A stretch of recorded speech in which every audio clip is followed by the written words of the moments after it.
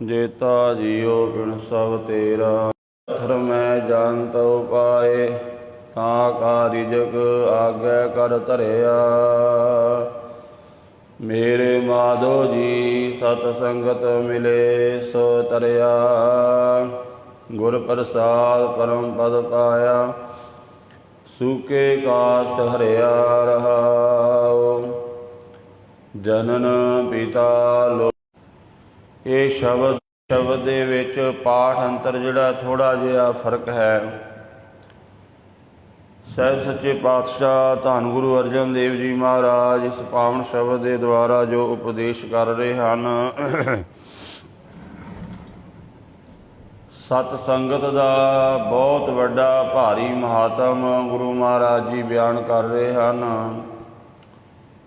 ਤੇ ਪਾਤਸ਼ਾਹ ਜੀ ਕਹਿੰਦੇ ਬਹੁਤ ਵੱਡਾ ਭਾਰੀ ਮਹਾਤਮ ਸਤ ਸੰਗਤ ਦਾ ਹੈ, ਪਰ ਮਨੁੱਖ ਸੰਸਾਰ ਦੇ ਧੰਦਿਆਂ ਵਿੱਚ ਆਪਣੇ ਆਪ ਨੂੰ ਖਚਤ ਕਰ ਲੈਂਦਾ ਹੈ। ਇਸ ਕਰਕੇ ਸ਼ਬਦ ਦੇ ਵਿੱਚ ਮਹਾਰਾਜ ਜੀ ਨੇ ਐਸੇ ਪ੍ਰਮਾਣ ਵੀ ਦਿੱਤੇ ਨੇ ਕਿ ਤੂੰ ਆਪਣੀ ਰੋਜੀ ਦਾ ਬਹੁਤਾ ਫਿਕਰ ਨਾ ਕਰਿਆ ਕਰ। ਐਸਾ ਵੀ ਨਹੀਂ ਮਹਾਰਾਜ ਕਹਿੰਦੇ ਵੀ ਤੂੰ ਕੰਮ ਧੰਦਾ ਨਹੀਂ ਕਰਨਾ, ਪਰ ਮਹਾਰਾਜ ਕਹਿੰਦੇ ਐਸਾ ਵੀ ਨਾ ਹੋ ਕਿ ਤੂੰ ਇਸ ਧੰਦੇ ਵਿੱਚ ਹੀ ਖਚਤ ਹੋ ਜਾਵੇਂ, ਇਸ ਕਿਰਤ ਦੇ ਵਿੱਚ ਹੀ ਤੂੰ ਖਚਤ ਹੋ ਜਾਵੇਂ। ਸਤ ਸੰਗਤ ਦੇ ਵਿੱਚ ਵੀ ਆਇਆ ਕਰ, ਬਾਣੀ ਪੜ੍ਹਿਆ ਕਰ, ਨਾਮ ਜਪਿਆ ਕਰ। ਭਾਵੇਂ ਆਪਣੇ ਜੀਵਨ ਦੇ ਵਿੱਚ ਥੋੜ੍ਹਾ ਜਿਹਾ ਹੀ ਨੇਮ ਰੋਜ਼ ਦਾ ਬਣਾ ਲੈ ਕਿ ਮੈਂ ਸੰਗਤ ਕਰਨੀ ਹੈ, ਨਾਮ ਜਪਣਾ ਹੈ। ਗੁਰੂ ਘਰ ਦੇ ਵੇਦ ਵਿਆਸ ਭਾਈ ਸਾਹਿਬ ਭਾਈ ਗੁਰਦਾਸ ਜੀ ਤਾਂ ਕਹਿੰਦੇ ਕੋਈ ਇੱਕ ਘੜੀ ਦਾ ਤਾਂ ਉਹ ਮਨੁੱਖ ਇੱਕ ਘੜੀ ਵੀ ਭਾਵਨਾ ਨਾਲ ਪ੍ਰੇਮ ਨਾਲ ਸਤ ਸੰਗਤ ਕਰੇ ਤੇ ਕਹਿੰਦੇ ਨਿਰਸੰਸ਼ੇ ਉਹ ਭਵਜਲ ਨੂੰ ਪਾਰ ਕਰ ਜਾਂਦਾ ਹੈ। ਬੜੇ ਸੋਹਣੇ ਪ੍ਰਮਾਣ ਭਾਈ ਗੁਰਦਾਸ ਜੀ ਬਿਆਨ ਕਰਦੇ ਹਨ। ਕਹਿੰਦੇ ਜਿਵੇਂ ਜੈਸੇ ਬੋਝ ਭਰੀ ਨਾਵ ਬੇੜੀ ਦੁਏ ਬਾਹਰ ਹੋਤ, ਕਹਿੰਦੇ ਜਿਵੇਂ 2 ਉਂਗਲਾਂ ਬੇੜੀ ਪਾਣੀ ਤੋਂ ਬਾਹਰ ਰਹੇ, ਕਿੰਨਾ ਵੀ ਉਹਦੇ ਤੇ ਭਾਰ ਲੱਦਿਆ ਹੋਇਆ ਹੈ, ਪਾਰ ਪਰੈ ਪੂਰ ਸਭੈ ਕੁਸਲ ਬਿਹਾਤ ਹੈ। ਸਾਰੇ ਹੀ ਪਾਰ ਹੋ ਜਾਂਦੇ ਨੇ, ਪਰ ਸ਼ਰਤ ਹੈ ਬੇੜੀ 2 ਉਂਗਲਾਂ ਬਾਹਰ ਹੋਣੀ ਚਾਹੀਦੀ ਹੈ।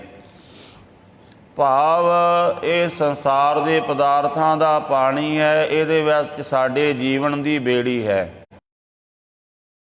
ਪਦਾਰਥਾਂ ਦਾ ਪਾਣੀ ਹੈ, ਸਾਡਾ ਜੀਵਨ ਦੀ ਬੇੜੀ ਹੈ। ਇਹ ਪਦਾਰਥਾਂ ਤੋਂ ਥੋੜ੍ਹੀ 2 ਉਂਗਲਾਂ ਬਾਹਰ ਹੋਣੀ ਚਾਹੀਦੀ ਹੈ। ਜੇਕਰ ਬੇੜੀ ਵਿੱਚ ਪਾਣੀ ਪੈ ਜਾਵੇ ਤਾਂ ਬੇੜੀ ਡੁੱਬ ਜਾਂਦੀ ਹੈ, ਸਾਰਾ ਕੁਝ ਹੀ ਬਰਬਾਦ ਹੋ ਜਾਂਦਾ ਹੈ। ਇਸੇ ਤਰ੍ਹਾਂ ਭਾਈ ਗੁਰਦਾਸ ਜੀ ਕਹਿੰਦੇ ਜਿਵੇਂ 2 ਉਂਗਲਾਂ ਵੀ ਬੇੜੀ ਬਾਹਰ ਰਹੇ ਪਾਣੀ ਤੋਂ, ਤਾਂ ਸਾਰੇ ਬੜੇ ਸੁੱਖ ਕੁਸਲ ਦੇ ਨਾਲ ਵੀ ਆਪਣੇ ਜੀਵਨ ਦੇ ਵਿੱਚ ਜਿਹੜਾ ਹੈ ਤੰਦਰੁਸਤ ਰਹਿੰਦਾ ਹੈ, ਜਿਹਨੇ ਆਪਣੇ ਜੀਵਨ ਨੂੰ ਸਾਧਿਆ ਹੋਇਆ ਹੈ ਅਤੇ ਉਹਦੇ 24 ਘੰਟੇ ਸੁੱਖ ਨਾਲ ਲੰਘ ਜਾਂਦੇ ਨੇ। ਇੱਕ ਵਾਰੀ ਭੋਜਨ ਛਕਿਆ ਹੋਵੇ, ਆਪਣੇ ਜੀਵਨ ਨੂੰ ਸਾਧਿਆ ਹੋਇਆ ਹੈ, 24 ਘੰਟੇ ਆਰਾਮ ਨਾਲ ਜੀਵਨ ਸਮਾਂ ਲੰਘ ਜਾਂਦਾ ਹੈ। ਜੈਸੇ ਏਕਾਹਾਰੀ ਏਕ ਘੜੀ, ਪਾਕਸ਼ਾਲਾ ਬੈਠ ਭੋਜਨ, ਵਿੰਜਨ ਕੇ ਸਵਾਦ ਰਸ ਅਘਾਤ ਹੈ। ਜੈਸੇ ਰਾਜ ਦੁਆਰ ਕਰਤ ਜੁਹਾਰ ਜਨ, ਏਕ ਘੜੀ ਪਾਛੈ ਭੋਗ ਖਾਤ ਹੈ। ਕਹਿੰਦੇ ਜਿਵੇਂ ਕੋਈ ਕਿਸੇ ਰਾਜੇ ਕੋਲ ਮੰਗਣ ਗਿਆ, ਇੱਕ ਘੜੀ ਦਾ ਸਮਾਂ ਕੱਢ ਕੇ ਉਹਨੇ ਜਾ ਕੇ ਜਾਚਨਾ ਕੀਤੀ, ਰਾਜਾ ਪ੍ਰਸੰਨ ਹੋ ਗਿਆ। ਉਹਨੇ ਕਿਹਾ ਜਾ ਤੈਨੂੰ ਫਲਾਣੇ ਸ਼ਹਿਰ ਦੀ ਸਾਰੀ ਸਰਦਾਰੀ ਦਿੱਤੀ, ਉੱਥੋਂ ਦਾ ਕਰ ਟੈਕਸ ਤੂੰ ਵੀ ਜਿਹੜਾ ਇਕੱਠਾ ਕਰਨਾ ਹੈ ਔਰ ਖਰਚ ਕਰਨਾ ਹੈ, ਸਾਨੂੰ ਵੀ ਕੁਝ ਦੇਈ ਤੇ ਕੁਝ ਆਪ ਖਰਚੀਏ। ਇੱਕ ਘੜੀ ਜਾ ਕੇ ਬੇਨਤੀ ਕੀਤੀ ਤੇ ਉਹਨੂੰ ਵੇਖੋ ਕਿੰਨਾ ਸੁੱਖ ਮਿਲਿਆ। 8 ਹੀ ਪਹਿਰ ਮੈਂ 60 ਘੜੀ, 8 ਪਹਿਰਾਂ ਦੇ ਵਿੱਚ 60 ਘੜੀਆਂ ਨੇ। ਏਕ ਘੜੀ ਸਾਧ ਸਮਾਗਮ ਕਰੈ, ਨਿਜ ਘਰ ਜਾਤ ਹੈ। 8 घड़ी भी आपां जेकर सत संगत का नेम बना लीए, अपनी कोई साधना, कोई नितनेम, कोई बाणी पढ़न लग जाइए, एक नेम करते ही रहिए तो वह सानू भवजल तो पार कर देवेगा। सत संगत का इन्ना वड्डा भारी महात्म है। एक घड़ी भी कोई सत संगत करन लग जाए, क्योंकि जो एक घड़ी सत संगत करदा इहदे विच ओह दैवी पहला एक ओंकार सतगुर प्रसाद गुजरी राग दे विच पंचम पातशाह जी का शब्द है। चौपदे का अर्थ जिहदे चार पद हन, चार पौड़ियां हन। घर पहले विच गाण दा गुरु पातशाह जी वल्लों यह हुक्म है, एक ओंकार सतगुर प्रसाद। वाहिगुरु जी का मंगलाचरण कीता है। वाहिगुरु इको है, सर्व कला समर्थ है, और पातशाह जी फरमान करते हैं उन्होंने प्राप्त करने का तरीका है सतगुरु की कृपा, सतगुरु की बख्शिश। काहे रे मन चितवै उद्यम जा आहर हर जियो परिया। वेखो मनुख दा शरीर किरत करे, कारोबार करे, महाराज कहते कोई इतराज नहीं है। मनुख दे शरीर नूं काम धंधा करना चाहिए, पर साडा मन भी धंधा करी जाता है, मन भी काम लगा रहिंदा, जद कि मन नूं नाम वाले पासे होना चाहिए सी। शरीर नूं तां किरत करन वास्ते गुरु महाराज कहंदे ने तू कर, पर ते नहीं होना चाहिए। शरीर भी किरत करदा है ते साडा मन भी धंधे विच लगा रहिंदा है। इसे करके महाराज इत्थे मन नूं संबोधन करके आखिया, काहे रे मन चितवै उद्यम जा आहर हर जियो परिया। हे मन, त्यों क्यों एवें उद्यम चितवन दे विच लगा होया है, इस तरह के ख्यालात विच लगा होया है, क्यों वो जिमीदार दे हथ विच नहीं है। इस करके महाराज कहंदे वाहिगुरु नूं सारियां दी चिंता है, वो सारियां दी रोजी विच वाहिगुरु आप लगा होया, सारियां दा आहर पार करन। सैल पत्थर मैं जंतु पाए, तागा रिजक आगे कर धरिया। सैल सिलां हन जड़ियां वड्डियां वड्डियां, उन्हां दे विच भी जीव हन, पत्थरां दे विच भी जीव जंत वाहिगुरु ने पैदा कीते ने, जिथे ना ऑक्सीजन जांदी है, ना कोई पानी का स्रोत है, ना कोई होर चीज़ उत्थे पहुँचती है, पर वाहिगुरु ने उत्थे जिन्ना चिर वो जीव का जीवन है ਉਹਦਾ रिजक उत्थे पहला ही रखिया होया है। वेखो उत्थे हवा भी नहीं पहुँचती। एक आपां सोनी साहिब विच बचन पढ़ते हैं, प्रभ भावै बिन सास ते राखै। ਜਿਹੜੇ ਸਵਾਸ ਲੈਣੇ ਨੇ ਪਵਨ ਦੇ ਦੁਆਰਾ ਨੇ। ਕੋਈ ਵੀ ਜੀਵ ਸਵਾਸ ਲੈਂਦਾ ਹੈ, ਸਵਾਸ ਕੀ ਨੇ? ਸਾਹ, ਪਵਨ, ਹਵਾ। ਉੱਥੇ ਕਿਸੇ ਪਰੋਚ ਨਹੀਂ, ਪਰ ਉੱਥੇ ਵੀ ਵਾਹਿਗੁਰੂ ਉਹਨਾਂ ਜੰਤੂਆਂ ਨੂੰ, ਜੀਵਾਂ ਨੂੰ ਪਾਲਦਾ ਹੈ। ਉਹਨਾਂ ਦਾ ਰਿਜ਼ਕ ਪਹਿਲਾਂ ਹੀ ਉੱਥੇ ਮਹਾਰਾਜ ਨੇ ਰੱਖਿਆ ਹੈ। ਮੇਰੇ ਮਾਧੋ ਜੀ ਸਤ ਸੰਗਤ ਮਿਲੇ ਸੇ ਤਰਿਆ। ਇੱਥੇ ਪਾਠ ਅੰਤ ਜਿਹੜਾ ਹੈ ਸੋ नहीं है से है, सस्से नूं सिहारी लगी है। मेरे माधो जी सत संगत मिले से तरिया। पेके घर दे विचों उहनूं ये संस्कार मिले सन ते भाई गुरदास जी उत्थे सत संगत दा महात्म दसदे ने। सुख राजे हरि चंद रनार सुतारा लोचन राणी। ਇਹ ਰਾਜਾ ਹਰੀ ਚੰਦ ਹੋਇਆ ਹੈ ਸਤਯੁਗ ਦੇ ਵਿੱਚ। ਇਹਦੇ ਘਰ ਵਿੱਚ ਸਾਰੇ ਸੁੱਖ ਹਨ, ਮਹੱਲਾਂ ਦੇ ਪਦਾਰਥ ਬਹੁਤ ਹਨ। ਇਹਦਾ ਜਦੋਂ ਵਿਆਹ ਹੋਇਆ ਤੇ ਇਹਦੇ ਘਰ ਜਿਹੜੀ ਇਸਤਰੀ ਆਈ ਉਹਦਾ ਨਾਮ ਸੀ ਤਾਰਾ। ਜਿੱਥੇ ਉਹ ਸਰੀਰ ਕਰਕੇ ਸੁੰਦਰ ਸੀ, ਉੱਥੇ ਉਹ ਆਤਮਾ ਕਰਕੇ ਵੀ ਬੜੀ ਸੁੰਦਰ ਸੀ। ਤਾਂ ਉਹ ਅੰਮ੍ਰਿਤ ਵੇਲੇ ਉੱਠ ਕੇ ਚਲੀ ਜਾਂਦੀ ਸੀ ਸਤਸੰਗਤ ਦੇ ਵਿੱਚ। ਉੱਥੇ ਬੜੇ ਨਾਮ ਰਸੀਕ ਗੁਰਮੁਖ ਸਾਧੂ ਜਨ ਬੈਠ ਕੇ ਬੰਦਗੀ ਕਰਦੇ ਨੇ, ਹੋਰ ਵੀ ਪਰਿਵਾਰ ਆਉਂਦੇ ਨੇ। ਭਾਈ ਗੁਰਦਾਸ ਜੀ ਲਿਖਦੇ ਨੇ, ਸਾਧ ਸੰਗਤ ਮਿਲ ਗਾਵਦੇ ਰਾਤੀ ਜਾਏ ਸੁਣੈ ਗੁਰਬਾਣੀ। ਪਿੱਛੋਂ ਰਾਤੀ ਜਾਗਿਆ ਅੱਧੀ ਰਾਤ ਨਿਖੰਡ ਵਿਖਾਣੀ ਨਾ ਆਵਈ ਮਨ ਵਿੱਚ ਵਰਤ ਗਈ ਹੈ ਰਾਣੀ।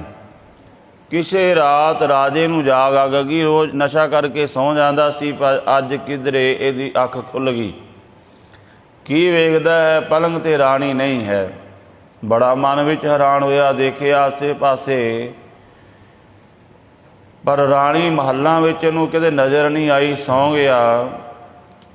ਰਾਣੀ ਆਈ ਤੇ ਉਹ ਵੀ ਆਪਣੇ ਨੇਮ ਦੇ ਅਨੁਸਾਰ ਆ ਕੇ ਫਿਰ ਚੰਗੀ ਜਗ੍ਹਾ 'ਤੇ ਹੈ, ਪਰ ਮੇਰੀ ਆਗਿਆ ਨਹੀਂ ਲਈ। ਇੱਕ ਖੜਾਮ ਚੁੱਕ ਲਿਆਇਆ ਵੀ ਮੈਂ ਪੁੱਛਾਂਗਾ। ਉੱਦਾਂ ਤਾਂ ਸਿੱਧਾ ਵੀ ਪੁੱਛਣਾ ਵਾਜਬ ਨਹੀਂ ਹੈ, ਮੈਂ ਪੁੱਛਾਂਗਾ। ਬੜੀਆਂ ਸੋਹਣੀਆਂ ਖੜਾਵਾਂ ਸੀ ਰਾਣੀ ਕੋਲ, ਇੱਕ ਖੜਾਮ ਇਹ ਚੁੱਕ ਲਿਆਇਆ ਵੀ ਪੁੱਛਾਂਗਾ ਤੇਰੀ ਖੜਾਮ ਕਿੱਥੇ ਹੈ, ਉਸ ਬਹਾਨੇ ਪੁੱਛਾਂਗਾ। ਜਦੋਂ ਦੀਵਾਨ ਦੀ ਸਮਾਪਤੀ ਹੋਈ, ਰਾਣੀ ਦੀਆਂ ਖੜਾਵਾਂ ਇੱਕ ਪਈ ਹੈ ਇੱਕ ਨਹੀਂ ਹੈ, ਤੇ ਉਹਨੇ ਆ ਕੇ ਸੰਗਤ ਦੇ ਅੱਗੇ ਬੇਨਤੀ ਕੀਤੀ ਵੀ ਮੇਰੇ ਘਰ ਵਿੱਚ ਤਾਂ ਕਲੇਸ਼ ਪੈ ਜਾਣਾ ਹੈ, ਕਿਉਂਕਿ ਖੜਾਵਾਂ ਮੈਂ ਘਰ ਵਿੱਚ ਰੋਜ਼ ਪਾਉਂਦੀ ਹਾਂ, ਬੜੀਆਂ ਸੋਹਣੀਆਂ ਖੜਾਵਾਂ ਨੇ, ਇੱਕ ਖੜਾਮ ਕੋਈ ਚੁੱਕ ਲੈ ਗਿਆ ਹੈ, ਪਤਾ ਨਹੀਂ ਕੌਣ ਲੈ ਗਿਆ ਹੈ। ਤਾਂ ਉਸ ਸਮੇਂ ਭਾਈ ਗੁਰਦਾਸ ਜੀ ਲਿਖਦੇ ਨੇ, ਫਿਰ ਸਾਧ ਸੰਗਤ ਮਿਲ ਅਰਾਧਿਆ ਜੂੜੀ ਜਵੜੀ ਖੜਾਮ ਪੁਰਾਣੀ। ਸੰਗਤ ਨੇ ਅਰਦਾਸ ਕੀਤੀ, ਦੂਜੀ ਖੜਾਮ ਪਤਾ ਨਹੀਂ ਉਹਦੇ ਨਾਲ ਦੀ ਕਿੱਥੋਂ ਆ ਗਈ। ਰਾਣੀ ਨੇ ਉਹ ਦੇਖਿਆ, ਜਦੋਂ ਆਸੇ ਵਿੱਚ ਰੱਖੀ, ਕੱਢ ਕੇ ਦਿਖਾ ਦਿੱਤੀ, ਤੇਰੇ ਕੋਲੋਂ ਕਿੱਥੋਂ ਆ ਗਈ। ਤਾਂ ਭਾਈ ਗੁਰਦਾਸ ਜੀ ਲਿਖਦੇ ਨੇ, ਸਾਧ ਸੰਗਤ ਵਿਟੋਂ ਕੁਰਬਾਨੀ। ਰਾਣੀ ਕਹਿਣ ਲੱਗੀ ਸੰਗਤ ਦਾ ਮਹਾਤਮ ਹੈ ਕਿ ਜਦੋਂ ਮੇਰੀ ਖੜਾਮ ਗਵਾਚ ਗਈ, ਮੈਂ ਆ ਕੇ ਦੇਖਿਆ ਤੇ ਮੈਂ ਸੰਗਤ ਵਿੱਚ ਬੇਨਤੀ ਕੀਤੀ, ਮੇਰੇ ਘਰ ਵਿੱਚ ਤੇ ਕਲੇਸ਼ ਪੈ ਜਾਣਾ ਹੈ, ਮੇਰਾ ਤੇ ਘਰ ਉੱਜੜ ਜਾਵੇਗਾ ਜੇਕਰ ਖੜਾਮ ਨਾ ਮਿਲੀ। ਇਹ ਗੁਰੂ ਦੀ ਸੰਗਤ ਨੇ ਆਰਾਧਨਾ ਕੀਤੀ ਤੇ ਖੜਾਮ ਜੁੜ ਗਈ। ਉੱਥੇ ਮਹਾਤਮ ਦੱਸਿਆ ਹੈ, ਸਤ ਸੰਗਤ ਦਾ ਭਾਰੀ ਮਹਾਤਮ ਹੈ। ਜੇਕਰ ਮਨੁੱਖ ਕਿਸੇ ਬਿਪਤਾ ਵਿੱਚ ਪੈ ਜਾਵੇ, ਪਰ ਉਹ ਸੰਗਤ ਕਰਦਾ ਹੋਵੇ, ਤੇ ਸੰਗਤ ਦਾ ਤੋਂ ਵੱਡੀ ਮੁਸੀਬਤ ਵਿੱਚੋਂ ਵੀ ਗੁਰੂ ਦੀ ਸੰਗਤ ਦਾ ਓਟ ਆਸਰਾ ਲੈ ਕੇ ਬੰਦਾ ਬਾਹਰ ਨਿਕਲ ਜਾਂਦਾ ਹੈ। ਇੰਨਾ ਵੱਡਾ ਮਹਾਤਮ ਹੈ। ਜੇ ਕੋਈ ਸਤ ਸੰਗਤ ਕਰੇ, ਮੇਰੇ ਮਾਧੋ ਜੀ ਸਤ ਸੰਗਤ ਮਿਲੇ ਸੇ ਤਰਿਆ। ਹੇ ਮੇਰੇ ਮਾਧੋ ਵਾਹਿਗੁਰੂ, ਜਿਹੜਾ ਤੇਰੀ ਸਾਧ ਪਰਮ ਪਦ ਪਾਇਆ, ਸੂਕੇ ਕਾਸ਼ਟ ਹਰਿਆ। ਗੁਰੂ ਦੀ ਕਿਰਪਾ ਨਾਲ ਉਹਨੂੰ ਵੱਡੀ ਪਦਵੀ ਮਿਲ ਜਾਂਦੀ ਹੈ, ਪਰਮ ਪਦਵੀ। ਉਹ ਪਦਵੀ ਜਿਹੜੀ ਕਦੇ ਨਾਸ ਨਹੀਂ ਹੁੰਦੀ। ਗੁਰੂ ਦਾ ਸ਼ਬਦ, ਗੁਰੂ ਦੀ ਕਲਾ, ਗੁਰੂ ਦੀ ਕਿਰਪਾ ਮਨੁੱਖ ਦੇ ਜੀਵਨ ਨੂੰ ਹਰਿਆ ਕਰ ਦਿੰਦੀ ਹੈ। ਗੁਰ ਪ੍ਰਸਾਦ ਪਰਮ ਪਾਇਆ, ਸੂਕੇ ਕਾਸ਼ਟ ਹਰਿਆ। ਜਦੋਂ ਕੋਈ ਬੂਟਾ ਸੁੱਕ ਜਾਵੇ, ਨਾ ਉਹਨੂੰ ਫੁੱਲ, ਨਾ ਫਲ, ਨਾ ਪੱਤੇ, ਨਾ ਉਹਦੀ ਛਾਂ ਹੁੰਦੀ ਹੈ, ਪਰ ਇਸੇ ਤਰ੍ਹਾਂ ਜਿਹੜਾ ਸਾਡਾ ਜੀਵਨ ਹੈ, ਇਹਦੇ ਵਿੱਚ ਜੇਕਰ ਨਾਮ ਦਾ ਜਲ ਨਹੀਂ ਹੈ ਤਾਂ ਇਹ ਸੁੱਕ ਜਾਂਦਾ ਹੈ। ਇਹਦੇ ਵਿੱਚ ਦੈਵੀ ਗੁਣ ਨਹੀਂ ਰਹਿੰਦੇ। ਸੇਵਾ ਸਿਮਰਨ ਪਰਉਪਕਾਰ ਖਿਮਾ ਦਾ ਕੀਰਤਨ ਕਰਦੇ ਨੇ। ਹੁਣ ਜਿੱਥੇ ਜਾਏ ਵਹਿ ਮੇਰਾ ਸਤਿਗੁਰੂ, ਸੋ ਥਾਨ ਸੁਹਾਵਾ ਰਾਮ ਰਾਜੇ। ਸਾ ਧਰਤੀ ਪਈ ਹਰਿਆਵਲੀ, ਜਿੱਥੇ ਮੇਰਾ ਸਤਿਗੁਰ ਬੈਠਾ ਆਏ, ਸੇ ਜੰਤ ਭਏ ਹਰਿਆਵਲੇ। ਜੀ ਨੇ ਮੇਰਾ ਸਤਿਗੁਰ ਦੇਖਿਆ ਜਾਏ, ਉਹ ਧਰਤੀ ਵੀ ਹਰੀ ਭਰੀ ਹੋ ਜਾਂਦੀ ਹੈ, ਉਹ ਬਾਗ ਹਰਿਆ ਹੋ ਗਿਆ। ਜਿਹੜਾ ਮਾਲੀ ਸੀ ਉਹਨੇ ਜਾ ਕੇ ਦੱਸਿਆ ਰਾਜੇ ਸ਼ਿਵਨਾਥ ਨੂੰ, ਇੱਦਾਂ ਕੋਈ ਮਹਾਂਪੁਰਖ ਆਏ ਨੇ, ਉਹ ਕੋਈ ਭਜਨ ਗਾ ਰਹੇ ਨੇ ਤੇ ਤੇਰਾ ਬਾਗ ਹਰਿਆ ਭਰਿਆ ਹੋ ਗਿਆ, ਇਹ ਮਾਤੀ ਹੋਵੇਗਾ। ਇਹਨੇ ਪਰਖ ਕਰਨ ਵਾਸਤੇ ਇਸਤਰੀਆਂ ਨੂੰ ਭੇਜਿਆ, ਕਿਉਂਕਿ ਪਹਿਲਾਂ ਵੀ ਬਹੁਤ ਸਾਰੇ ਇਹਦਾ ਗੁਰੂ ਬਣਨ ਵਾਸਤੇ ਆਏ ਸੀ, ਪਰ ਉਹ ਫੇਲ ਹੋ ਜਾਂਦੇ ਸੀ। ਜਦੋਂ ਇਹਨੇ ਇਸਤਰੀਆਂ ਨੂੰ ਭੇਜਿਆ ਤੇ ਗੁਰੂ ਮਹਾਰਾਜ ਨੇ ਉਹਨਾਂ ਦੇ ਪਰਥਾਏ ਵੀ ਸ਼ਬਦ ਉਚਾਰਨ ਕੀਤਾ, ਗਾਛੋ ਪੁੱਤਰੀ ਰਾਜ ਕੁਆਰ, ਨਾਮ ਭਣੋ ਸੱਚ ਦੋ ਸਵਾਰ। ਮਹਾਰਾਜ ਕਹਿੰਦੇ ਬੱਚਿਓ, ਇਹ ਮਾਏ ਵਾਹਿਗੁਰੂ ਨੇ ਦੇਹੀ ਦਿੱਤੀ, ਭਟਕਣਾ ਨਹੀਂ ਪੈਦਾ ਕਰਨੀ ਚਾਹੀਦੀ, ਇਹਦੇ ਨਾਲ ਨਾਮ ਜਪੋ। ਮਹਾਰਾਜ ਪੰਚਮ ਪਾਤਸ਼ਾਹ ਕਹਿੰਦੇ ਨੇ, ਭਾਈ ਆਪਣੇ ਰੂਪ ਵੱਲ ਵੇਖਦਾ ਹੈ, ਹਰ ਇੱਕ ਆਪਣੇ ਰੂਪ ਵੱਲ ਵੇਖਦਾ ਹੈ, ਖਾਸ ਕਰਕੇ ਬੀਬੀਆਂ। ਜਿਵੇਂ ਭਗਤ ਕਬੀਰ ਸਾਹਿਬ ਜੀ ਦੇ ਬਚਨ ਆਉਂਦੇ ਹਨ, ਉਹ ਕਹਿੰਦੇ ਸੰਸਾਰ ਦੇ ਵਿੱਚ ਬੁੱਤ ਪੂਜ ਪੂਜ ਹਿੰਦੂ ਮੂਏ ਤੁਰਕ ਮੂਏ ਸਿਰ ਨਾਈ। ਉਹ ਸ਼ਬਦ ਦੇ ਵਿੱਚ ਆਖਦੇ ਨੇ ਵੇਦ ਪੜ੍ਹੇ ਪੜ ਪੰਡਤ ਮੂਏ ਰੂਚੀ ਖੁਆਰ ਜਿਤ ਪਹਿਨੇ ਤਨ ਪੀੜੀਐ ਮਨ ਮੇ ਚਲੇ ਵਿਕਾਰ। ਉਹ ਲਿਬਾਸ ਨਾ ਪਾਓ ਜਿਹਦੇ ਨਾਲ ਲਿਬਾਸ ਦਾ ਬਹੁਤ ਵੱਡਾ ਅਸਰ ਹੁੰਦਾ। ਜਦੋਂ ਆਪਾਂ ਵੇਖੋ ਕਿਸੇ ਵੀ ਤਰ੍ਹਾਂ ਦੇ ਵਸਤਰ ਪਾਉਂਦੇ ਆ ਨਾ, ਉਹਦਾ ਸਾਡੇ ਮਨ 'ਤੇ ਅਸਰ ਹੁੰਦਾ ਹੈ। ਜਦੋਂ ਆਪਾਂ ਲਿਬਾਸ ਉਸ ਤਰ੍ਹਾਂ ਦਾ ਭੜਕੀਲਾ ਲਿਬਾਸ ਪਾ ਲਵਾਂਗੇ, ਸਾਡਾ ਮਨ ਵੀ ਵਿਕਾਰੀ ਹੋਵੇਗਾ, ਵੇਖਣ ਵਾਲੇ ਦਾ ਵੀ ਮਨ ਵਿਕਾਰੀ ਹੋਵੇਗਾ। ਬਾਬਾ ਹੋਰ ਪਹਿਨਣ ਖੁਸ਼ੀ ਕੁਆਰ ਜਿਤ ਪਹਿਦੈ ਤਨ ਪੀੜੀਐ ਮਨ ਮੇ ਚਲੇ ਵਿਕਾਰ। ਤੇ ਜਦੋਂ ਆਪਾਂ ਕਿਸੇ ਨੂੰ ਮਾੜੇ ਪਾਸੇ ਲਾਵਾਂਗੇ ਨਾ, ਆਪਾਂ ਦੋਸ਼ੀ ਬਰਾਬਰ ਦੇ ਹਾਂ। ਜਦੋਂ ਆਪਾਂ ਲਿਬਾਸ ਹੀ ਇਸ ਤਰ੍ਹਾਂ ਦਾ ਪਾਇਆ ਤੇ ਦੂਜੇ ਦੇ ਮਨ ਵਿੱਚ ਵਿਕਾਰ ਪੈਦਾ ਹੋਣਾ ਹੀ ਹੋਣਾ ਹੈ। ਉੱਥੇ ਜਿੱਥੇ ਆਪਾਂ ਆਪ ਦੋਸ਼ੀ ਹੋਏ, ਉੱਥੇ ਦੂਜੇ ਦੇ ਮਨ ਵਿੱਚ ਹੋਵੇ ਜੋ ਜੀਵਨ ਅੰਦਰੋਂ ਸੁੱਕ ਚੁੱਕਾ ਹੈ, ਉਹ ਵੀ ਹਰਿਆ ਹੋ ਜਾਂਦਾ। ਉੱਥੇ ਭਗਤੀ ਹੋ ਜਾਣ ਲੱਗ ਜਾਂਦੀ ਹੈ, ਉੱਥੇ ਦੈਵੀ ਗੁਣ ਆ ਜਾਂਦੇ ਨੇ। ਰਹਾਉ ਵਿਸ਼ਰਾਮ ਦੇ ਕੇ ਮਹਾਰਾਜ ਕਹਿੰਦੇ ਨੇ ਜਨਨ ਪਿਤਾ ਲੋਕ ਸੁਧ ਬਣਤਾ ਕੋਈ ਨਾ ਕਿਸ ਕੀ ਧਰਿਆ। ਜਿਨ੍ਹਾਂ ਵਾਸਤੇ ਤੂੰ ਧੰਦੇ ਵਿੱਚ ਹਰ ਸਮੇਂ ਖਚਤ ਹੋਇਆ, ਯਾਦ ਰੱਖ ਨਾ ਮਾਂ ਨੇ ਨਾ ਪਿਓ ਨੇ ਨਾ ਪੁੱਤਰ ਨੇ ਨਾ ਇਸਤਰੀ ਨੇ ਨਾ ਦੁਨੀਆ ਨੇ, ਕਿਸੇ ਨੇ ਤੇਰਾ ਆਸਰਾ ਨਹੀਂ ਬਣਨਾ।